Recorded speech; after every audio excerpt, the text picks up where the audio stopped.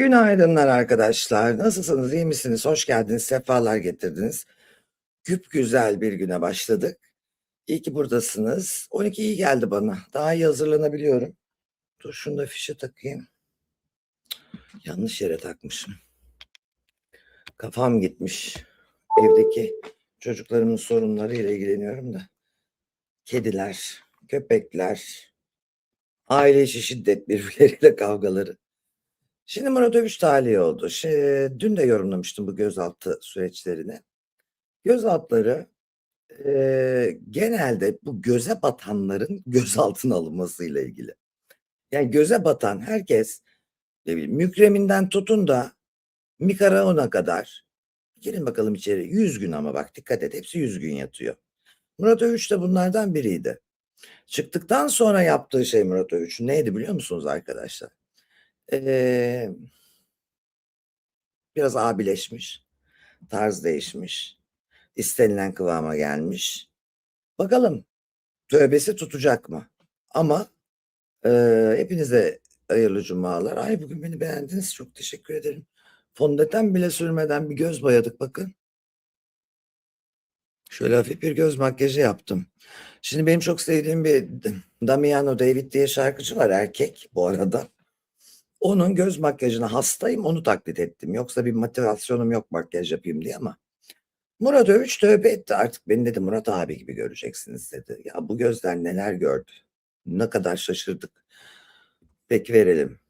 Ay, bayıldıysanız ben her gün süsleneyim. Siz yeter ki sevin böyle. Siz yeter ki beğenin. Allah razı olsun ya. Üç kuşağı da gözlerinden öpüyorum. Üç kuşağı da yakalamak çok keyifli. Bu bir ağır gördük seni. Evet, bundan sonra çok ağır olacağım. Çünkü biz evlatlar izliyor bizi, genç nesil izliyor bizi. Onlara güzel örnek olmak adına, onlarla güzel diyalog kurmak adına, onların Murat abisi olmaya, onlarla güzel dostluklar, arkadaşlıklar kurmaya ve onların gözünde iyi bir insan, temiz bir insan olmak adına Murat abi olarak yoluma devam edeceğim. Bu arada 23 Nisan geliyor. 23 Nisan Çocuk Bayramı geliyor. Ben kendi adıma birçok çocuğu mutlu edeceğim. Ne istiyorlarsa, ne ihtiyaçları varsa en az 50 tane evladımızı mutlu edeceğim. Murat abi olmaya devam edeceğim. Sizi çok seviyorum. Allah'a emanet olun. Bay bay. Çok teşekkür ediyorum iltifatlarınıza. Bu size biraz yapay gelmedi mi? Neden Murat abi şimdi oluyoruz acaba? Neden şimdi erkekleşiyoruz, maskülenleşiyoruz? Abi. Bak Murat yerine abi koyuyoruz arkasına. Derli toplu oluyoruz, şunu yapıyoruz, bunu yapıyoruz diyoruz. Neden bunu yapıyoruz? Yani içeride sorun sadece başörtüsü veya yaptığı böyle küçük skecin bir zümreyi aşağılaması olsaydı sorun abi olarak mı döner? Kulaklar çekiliyor tek tek diye düşünüyorum ben. Kim ahlaki olarak biraz böyle sağa sola kaydı? Kim bizim bu magazinlere düştü? Bak çıktı değil, düştü. Konu oldu. Kim biraz oynaklaştıysa bir 100 gün içeri giriyor. Ortalaması 100 gün bunların. Şimdi Gülşen, bakalım Gülşen de ne olacak akıbeti? Gülşen'i de tabii aldılar uyuşturucu soruşturması kapsamında. Gülşen tam gaz devam ediyor. E, Bu sefer de zıbınla çıkmış zannediyorum. Dantelli bir zıbın giymiş. Bu ağır çekim oynuyor arkadaşlar. Niye ağır çekim oynuyor bu kadın?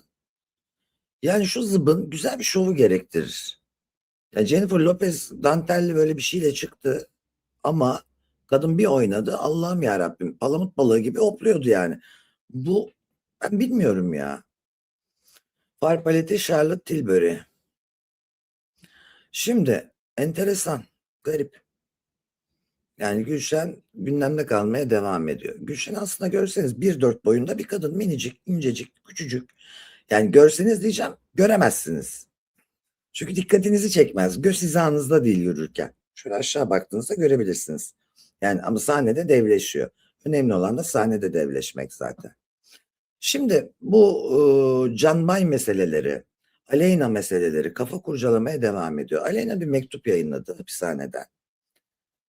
Mektubu okuyacağım. Zaten sık sık bayılıyormuş, ağlama krizleri geçiriyormuş. Tabii yani hedefi o değildi. Genç yaşta lüks hayat umarken bir anda oralara gelmek değildi hedefi. Gün içinde cambayların olduğu araç stüdyo önüne ilk geldiğinde ben stüdyo sahibi arkadaşım Bertin'le çıkıp anneme geçtiğimde erkek arkadaşım Alaaddin'e bu sebeple anneme geçtiğimi söylediğimde bana önemli bir şey varsa polise haber verelim dedi. Alaaddin polise haber verelim demiş bak. Aleyna Kalaycıoğlu cezaevinden mektup göndererek hakkındaki iddialara cevap verdi. Ama ben olayın ciddi boyuta geleceğini bilemedim. Bilemez. Haklı yani bilemez.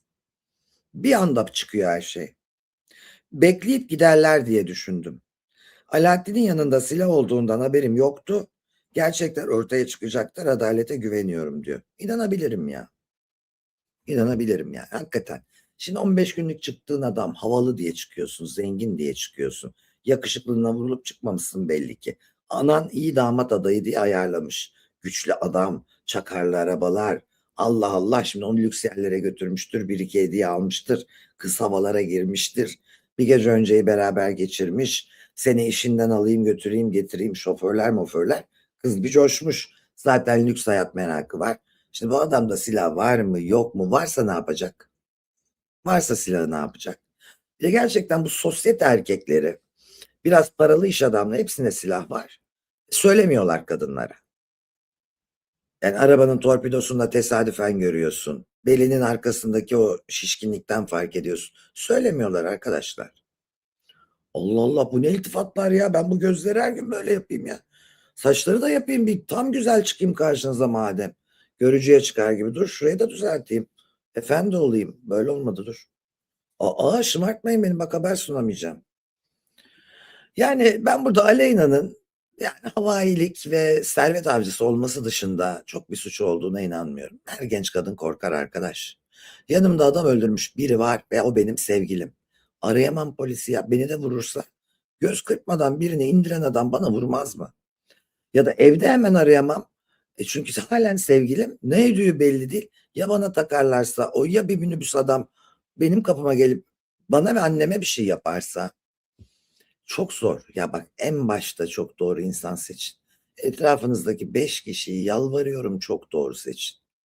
Bilmediğiniz tanımadığınız insanları arabanıza bile almayın. Bırakın kaba desinler. Bırakın ne derlerse desinler. Benim bir arkadaşım arabaya birini alıyor.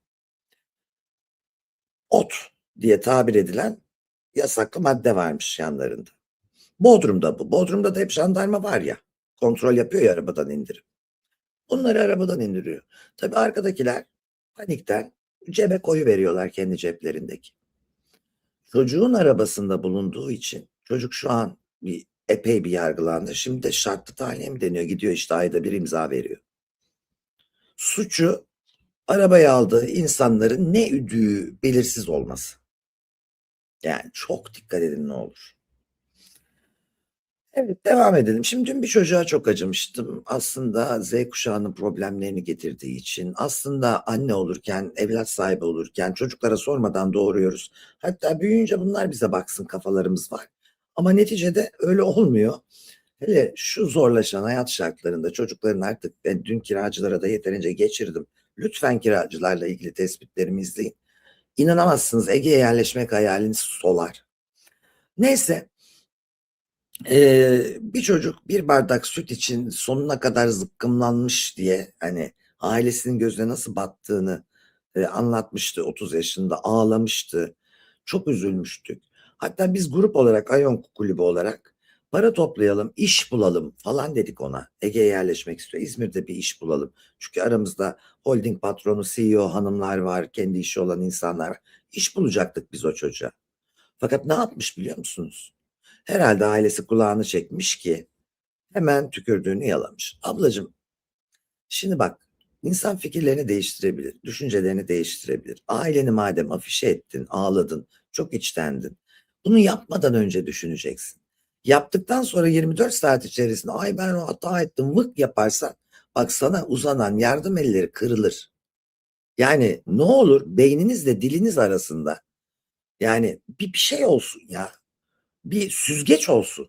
Bir bakalım. Bilmesi kadar kötü bir duygu yok bu hayatta ve ben bunu yaşıyorum. Sıfırdan 67. bölüm hoş geldiniz.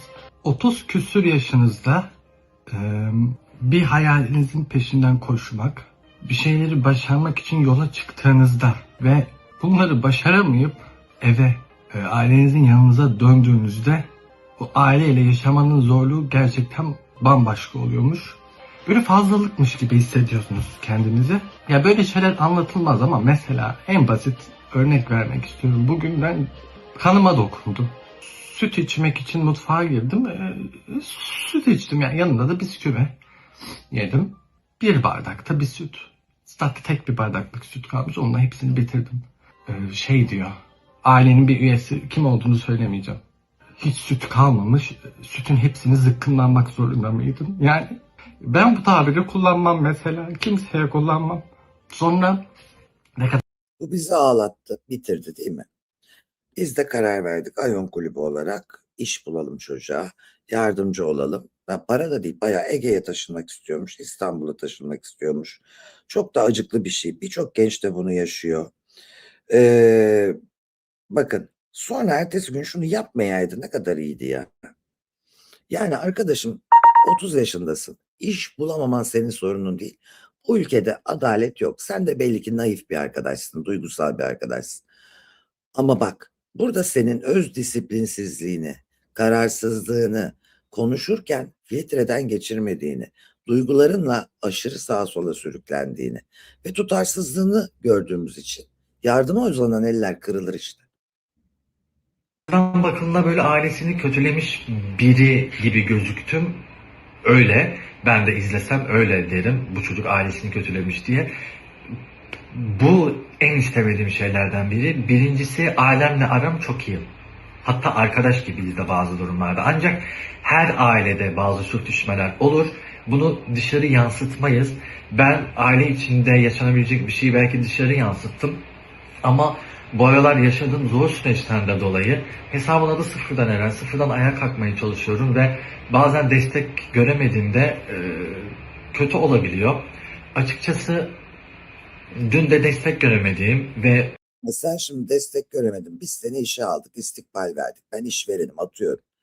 Şimdi bugün bir kötü davrandım. Yarın beni satacaksın, ağlayacaksın. Benim patronum bana bunu yaptı. Ertesi gün konuşacağız. Ben patronumu çok severdim ama destek göremedim. Dün sıvadım, bugün siliyorum. Karakter abi, omurga. Bak. Vicdanımızı oynadın, dürüsttün, açıktın, nettin. Üzüldük. Çünkü birçok gencin yaşadığı bir problemi yaşıyordun. Ama bu kadar dönülmez buradan. Buradan böyle dönülmez. Dün bana böyle yaptılar. Kızdım, yapıştırdım. Bugün de topluyorum. Hayır toplayamıyorsun, sıvıyorsun abicim sen. üstüme gelinen ve daraldığım bir şeydi ve o şekilde bir video çekmek istedim. Rahatladım da açıkçası. Ancak ailemle aram kötü değil. Geçmişte de bir travmalarım yok. Şükür her konuda da destek olmaya çalışan bir ailem var. Bu konuda da yanlış anlaşılmak istemem. Detaylı bir şekilde yarın video gelecek. Yalnız zaten senin videolarının hiçbir ehemmiyeti yok. Yani böyle konuşan, ne dediğini bilmeyen, sinirlendiği zaman sevdiklerini satan, şu anda sen sinirlenince sevdiklerini satan bir insansın benim gözümde. Ama dün aile zorbalığına uğrayan, sosyal sorunlardan dolayı iş bulamayan genç bir delikanlıydın. Bugün sıkışınca sevdiklerini satan bir insansın. Yeni bir fenomenimiz var. Yurt dışından Rus kızlar geliyor. Tamam mı? Adamı görmeye. Fotoğraf, önünde kuyruk. Çocukcağızın mesleği mısırcı. Mısır satıyor. Twitter'da en üst sıralara girdi. TT oldu. Ukrayna'dan falan oradan buradan kızlar geliyor. Arkadaş mısır satıyor ya çocuk. Millet bayılıyor. Şimdi bu kalabalığı gösteriyorum. Çocuğa olan ilgiyi gösteriyorum. Bakalım siz yakışıklı bulacak mısınız? Çocuk mısırcılığa devam ediyor yani. Gayet mütevazı. Bilmiyorum artık bir dizi teklifi alır mı? Keşfedilir mi? Bakınız.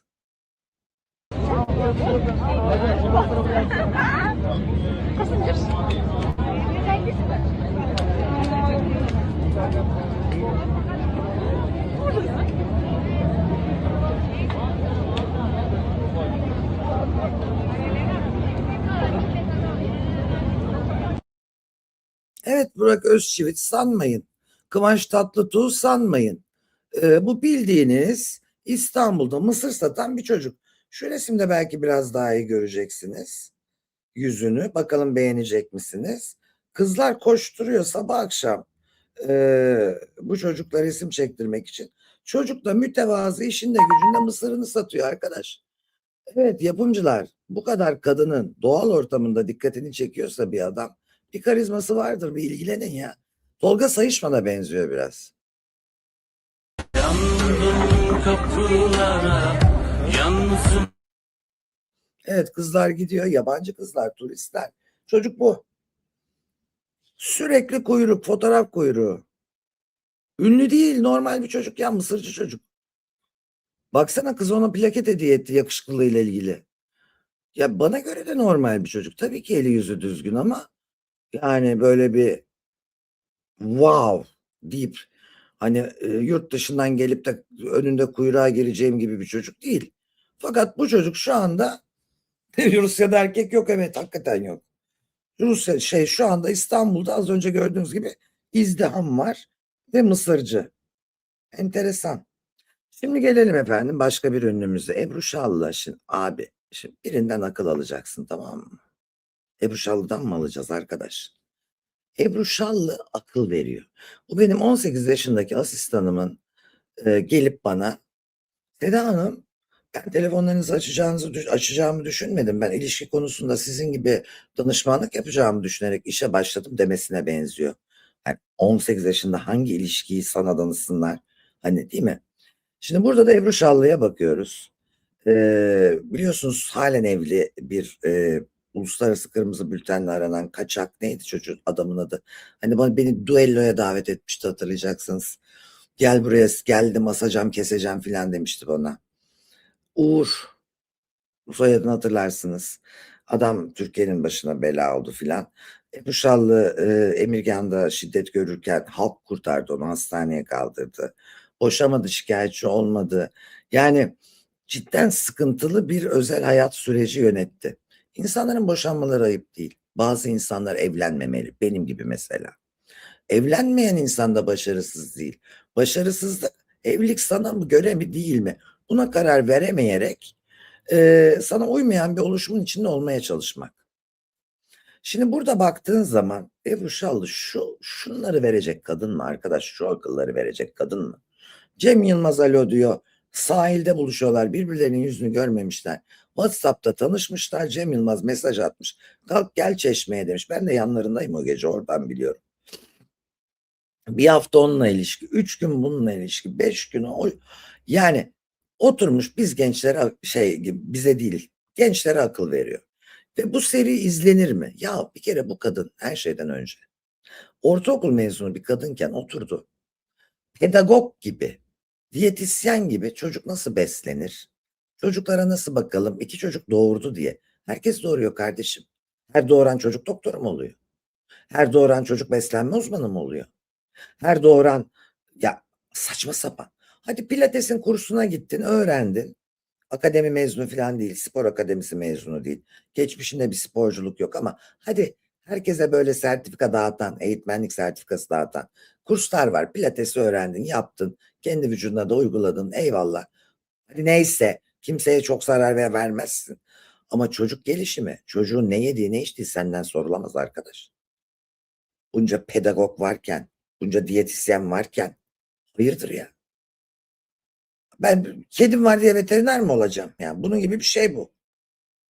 Allah'ım ya Rabbim ya Resulüm. Uğur Akkuş. Şimdi bakın ne akıllar alalım biz acaba? Evet, hemen birincisiyle başlıyorum. Birincisi, yavaşlamak gerilemek değildir. Bırakın ya, salın kendinizi. Ağırdan gelsin, acele etmeye hiç gerek yok. İkincisi, Ya sen de flörtlerinde acele etmeyeydin. Sinan Akçıl'dan ayrıldığın gün Cem Yılmaz'ı Çeşme'ye çağırmayaydın mesela. enerjinizi boş yere harcamayın. Kimseye değmez ama hiç kimseye. Enerjinizi harcamayın. Enerji çok kıymetli. Bırakın size kalsın. O yüzden mi Emirgan'da arabanın içerisinde dayak yerken seni yoldaki hayranların, konu komşu insanlar çıkardı ama sen şikayetçi olup boşanmadın? Siz istediğinizi harcayın. Bazı insanlar hayatınıza ders olarak giriyor. Esasında o an fark etmiyorsunuz. Gerçekten hem de çok büyük ders. Peki ders almıyoruz ve halen Uğur Akkuş'la evlisin. Onu ne yapacağız? Evet, genelde 3-3 gidiyoruz ama bugün bir tane de bonus geliyor size. Paranızı biriktirin. Böyle çok para kazandığınız dönemde bile paranızı biriktirin. Evet. Bunu en iyi sen yaparsın çünkü asla hesap ödemez, hiç para harcamaz. TV8'de bir dönem birlikte çalıştık. O zaman evliydi. Ee, Hep eşinin tabii ki şeyinden yararlanır. Kendi parasıysa kendi üzerine aldığı evlerin kredisine direkt yatırılırdı. Yani maaş kendi hesabına değil, direkt ev kredilerine giderdi ki kendine yatırım yapsın. Zekice. Yani yaşamayı bilmemek, başkalarının üzerinden geçinip kendi paranı da bir kenara koyup ha bana ha bana kariyer dediğin erkek kazanır, karı yer anlamındaysa dinleyin Ebru ablanızı. Ama öyle bir dünya artık yok maalesef yani. Batmadan önce yavrucuğum, batarken tabii batan gemiyi de ilk terk eden kimdir? Fareler. YKM batar kendi kendine. Ama batmadığı zamanlar YKM'ydi arkadaşlar. Evet. Şimdi devam edelim efendim. Başka size ne okuyayım abime? 21 dakika yapmışız bile. Ne çene varsa artık. Şimdi efendim Angelina Jolie. Güzel kadın. Şimdi uzaylı dediler. Bu Epstein davalarında ismi geçti. Şangay'a gitti bu.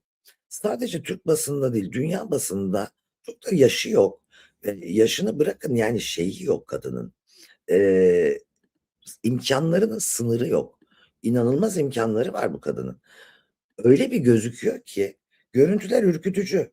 Herkes gözünü, bakışını, suratını, duruşunu konuştu. Bakın ben de vereyim size. Şangay'da Tom Ford etkinliğinde o yüzünün, gözlerinin, duruşunun dünyanın en güzel kadınıydı yıllarca. Öyle deniyordu en azından. Siz de bakın bakalım bir anormallik sezecek misiniz?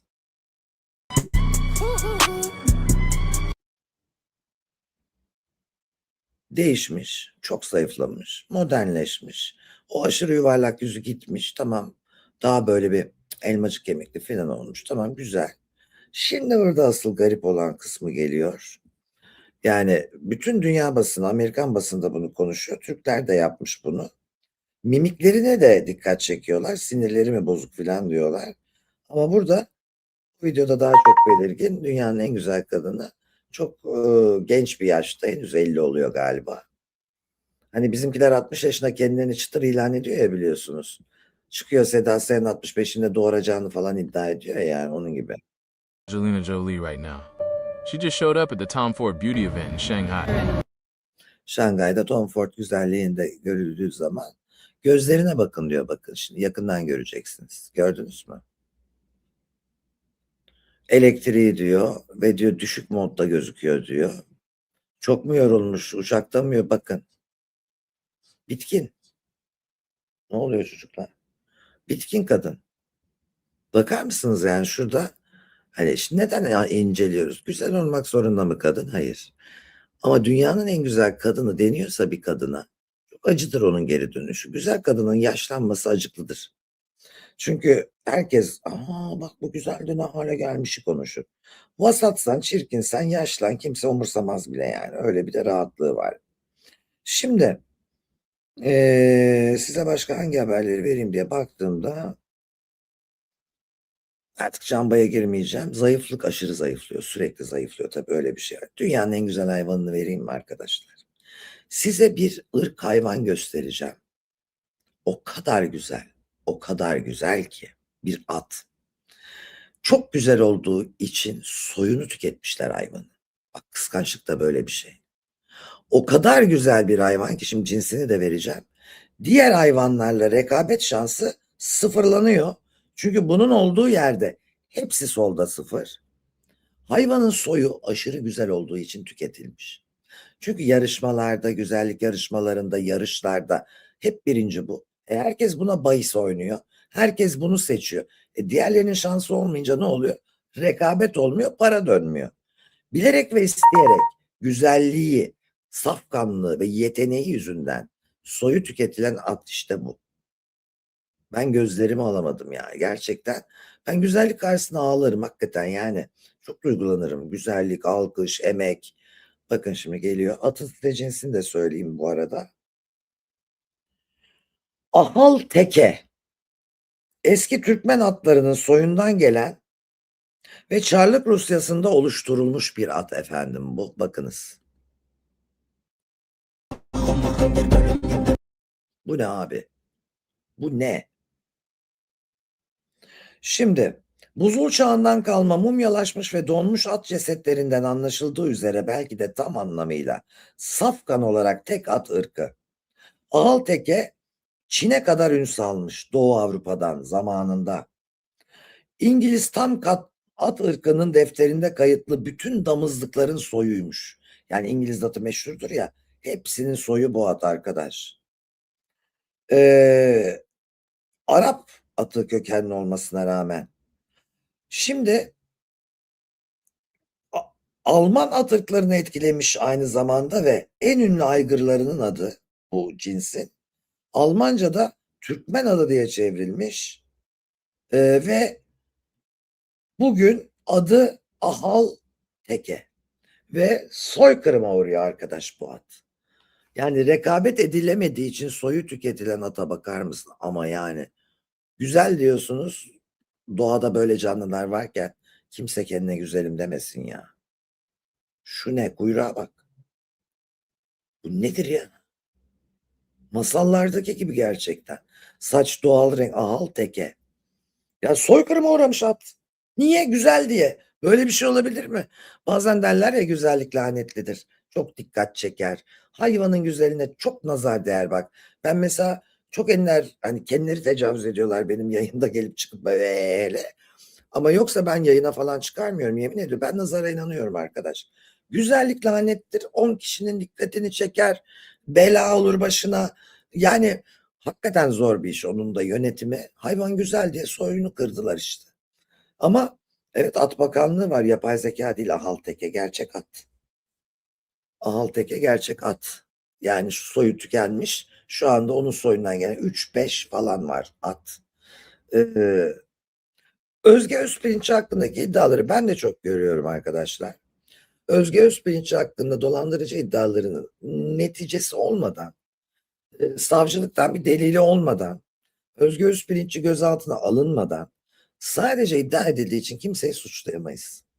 İşte bu KVKK ve şeye girer. Masumiyet karinesine girer. Yani benim hakkımda 5 kişi bir şey dese gelip suçlayacak mıyız? Ulan hayatın olağan akışına bakmak lazım bazı şeylerde. Konuşan insanlar şunu yapar. Ya bir de lafa değil söyleyene bakmak lazım. Bir de fazla nefret hayranlık yaparmış. Ona bakmak lazım. Onlar arkadan havlarlarlarlarlarlara bakmak lazım. Kalite kalite, marka marka demek lazım. Gülsar ne konuşuyorsun diyen birinin benimle işi yok. Hadi canım. Defol diyorum. Evet. İnşallah bundan sonra soyu korunur. Soyu korunur. O yüzden efendim bugünlük de sizlerden ricam. Ha, bu arada oluşumlarımız devam ediyor. Ayon Kulüp çok güzeldi. Dün Didem Delen konuşmacımızdı. Magazin basını konusunda röportaj yaptık. Her akşam Zoom toplantılarının, seminerlerin, konferansların, gezilerin, blog yazarlıklarının, radyo tiyatrosu çekimlerinin ve radyo tiyatrosu yapacağız orada. Felsefe kulübü, kitap kulübü olduğu bir kulübümüz var bizim. Belli bir eğitim seviyesinin üzerinde kendisinin en iyi versiyonu olmaya adanmış dostlarımıza kendi kendine eğitim ve imkanı sunuyoruz, sosyalleşme. Böyle bir kitap, felsefe, bütün kulüpleri içeren, workshop içeren bir kulübümüz var. Bana başvurabilirsiniz buradaki numaradan direkt veya şuradan. Dur bakayım. Bannerlar. Bir de efendim yeniden aşk olsun. Bu da şöyle bir mantıkla çalışıyor. İnsanları asla buluşturmuyoruz. Sadece online görüşme sağlıyoruz. Çünkü amacımız belli bir yaşın üzerinde, 35 yaşın üzerinde, kadınlarda 32, erkeklerde 35 yaşın üzerinde ve üst sınıra kadar çıkıyor. Aşk değil de hayat arkadaşı, yoldaş, algoritmayla, yani beğenilerin, geçinmeye gönlün olacak, ciddi ilişkiye gönlün olacak. Nasıl birini beğeniyorsun? Alışkanlıkları ne? Tütün kullanıyor mu? Spor yapıyor mu? Uyku düzeni, yemeğe düşkün mü? Boyu kaç? Hangi şehirde yaşıyor? Evli mi, bekar mı, dul mu, çocuklu mu? Bu şekilde istediğin kişi formatına uygun, hiçbir şekilde isminizin cisminizin hiçbir yere hiçbir siteye basılmadığı, sadece algoritma tuttuğunda size böyle bir insan var, tanışmak ister misin diye sorulduğu, uzun, sabırlı ama güzel ve neticeleri muhteşem olan, nokta atışı olan, eğer sabredilip de hani gerçekten ciddiye alınırsa, güzel bir de yeniden aşk olsun formatımız var. Onda da çok iyi gidiyoruz. Çok mutlu çiftlerimiz var. Evlenme yolunda olanlar var. Çünkü geçinmeye gönlü olan geçinir. Kendi değerini bilen, karşısındakine değer veren geçinir.